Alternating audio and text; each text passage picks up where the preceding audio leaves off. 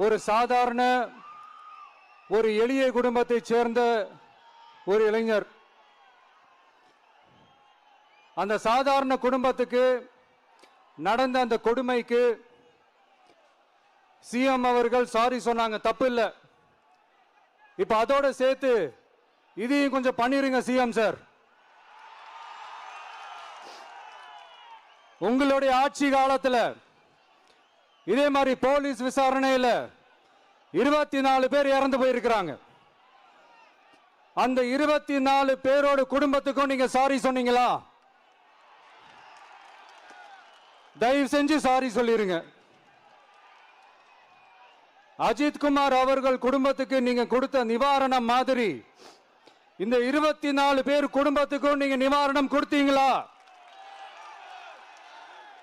தயவு செஞ்சு நிவாரணம், அந்த நிவாரணத்தையும் கொடுத்துருங்க. சாத்தான்குளம் ஜபராஜ் ஃபெனிக்ஸ் அந்த கேஸ் வந்து சிபிஐக்கு மாத்தினப்போ இது தமிழ்நாட்டோட காவல்துறைக்கு அவமானம்னு சொன்னீங்க. இன்னைக்கு நீங்க உத்தரவிட்டதுக்கு பேர் என்னங்க சார்?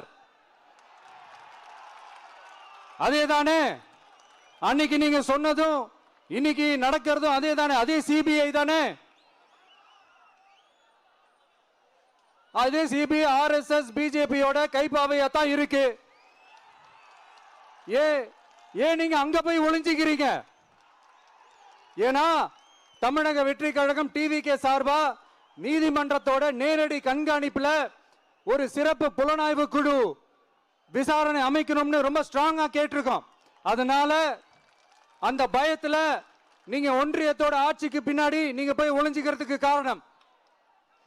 இன்னும் உங்களோட ஆட்சியில் இன்னும் எத்தனை அட்ராசிட்டிஸ், அண்ணா யூனிவர்சிட்டி கேஸ்ல இருந்து இன்னைக்கு அஜித் குமார் அவர்கள் கேஸ் வரைக்கும் எல்லாத்துக்கும் நீதிமன்றம் தலையிட்டு உங்க கவர்மெண்ட் கேள்வி கேட்டுக்கிட்டு இருக்கு.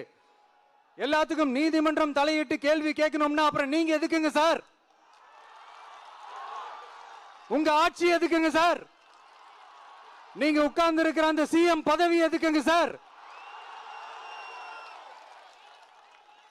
எப்படி கேள்வி கேட்டாலும் உங்ககிட்ட இருந்து எந்த பதிலும் வர போறதில்லை. ஏன்னா இருந்தா தானே வரும். மேக்சிமம் உங்ககிட்ட இருந்து வர பதில் சாரிமா, தெரியாம நடந்துருச்சுமா, இல்லனா நடக்க கூடாதது நடந்துருச்சுமா, சாரிமா, அவ்வளவுதானே. இந்த வெற்று விளம்பர மாடல் திமுக சர்க்கார் இப்ப சாரிமா மாடல் சர்க்காரா மாறிடுச்சு. இப்படி இருக்கிற